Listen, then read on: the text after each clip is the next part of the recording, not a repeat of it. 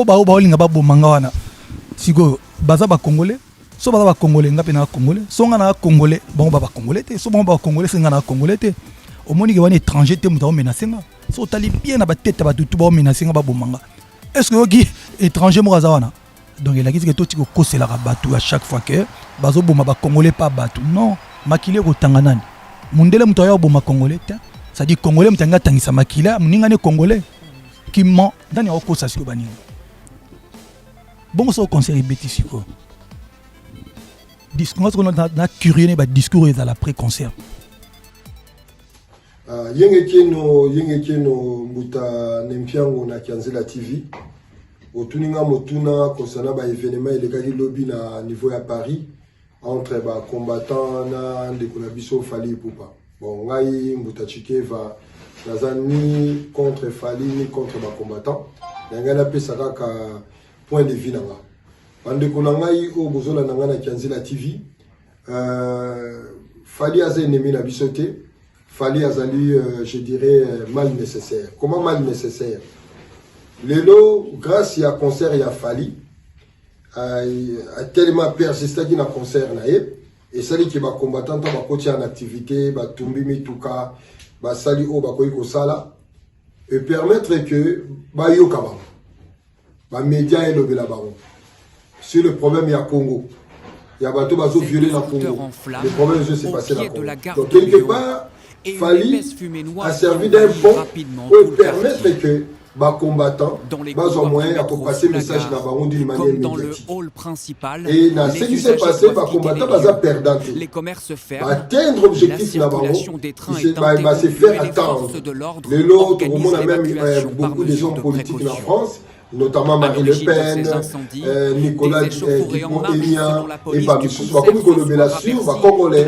Qu'est-ce qui se passe dans la France 24, dans la BFM, il y a un concert, il y a un artiste qui s'appelle Fally, et puis une partie à la diaspora congolaise, contre Yango, soi-disant pour avoir problème politique, ils ont passé dans le Moka là-bas. Vraiment, je vois que le message est passé. Et pour les combattants, il va permettre d'atteindre l'objectif pour faire passer message Nabango pour que se faire passer l'inquiétude Nabango. Et pour cela je dirais que Bandekonanga il n'a falité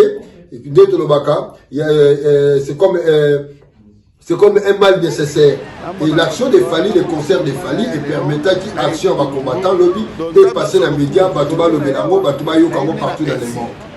Donc, quelque part, Fally a servi comme un pont aux combattants pour passer le message dans le monde.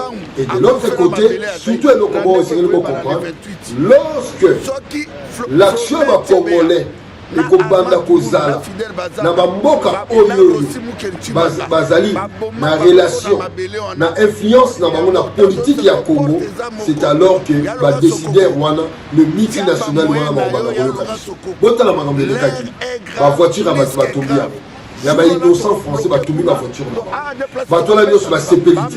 Bateau là, sur la membre de parti politique là-bas. Bateau dirigeant politique là-bas. Bateau faire passer l'inquiétude là-bas. Et déjà, déjà parce que, grâce à Fally, les combattants vont se faire attendre. On va décider à Congo. Tout le monde a un chef de l'État congolais, notamment même africain. Il y a même quand en France, en Belgique, en Allemagne, en États-Unis, pour le problème en Moka.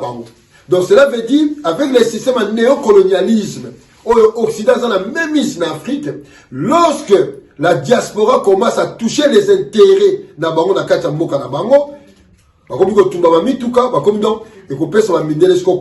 non, venez un peu la diaspora. Qu'est-ce qui ne va pas chez vous? Qu'est-ce que nous pouvons trouver solution? Donc, bande konanga ba congolais na voyé sanabino, boka il a fallu candidater, il s'est servi de pont pour les combattants, va se faire attendre. Message namango est passé d'une manière médiatique, parce que on peut pas gagner une bataille sur le plan médiatique et passer message. Même une des pour que les guerres na Irak par-ci par-là, va gagner d'une manière d'abord médiatique, la communication et la communication va combattant vraiment chapeau, coup de chapeau, une réussite totale. Merci à Fally Ipupa. Pour la monique, au gagné ma combattant, mais Fally au gagné ma combattant, au aider ma combattant ma yokana, au aider ma combattant, va se faire attendre. Donc pour moi, je dirais que les combattants ne sont pas perdants dans cette histoire, mais ils sont gagnants. Et Fally, d'une manière ou d'une autre, il y a beaucoup de gagnants. Parce que, au aider ma combattant va se faire attendre. Et tant qu'un citoyen congolais, moi, dans le Congo, au sali ma ignorance, et puis, et sali bénéfice, dans ma vraiment, Matondo, merci beaucoup, pour de vie, dans la passé message à moi, Matondo, na motuna na.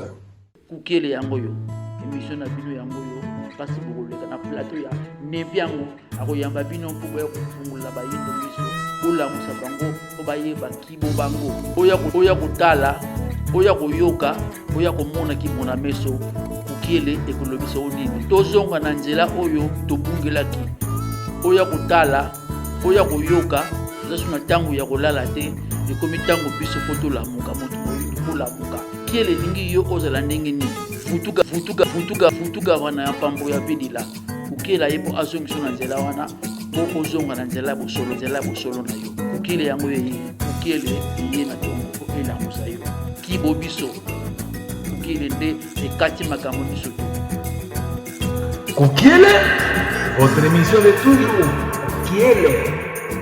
Kiele.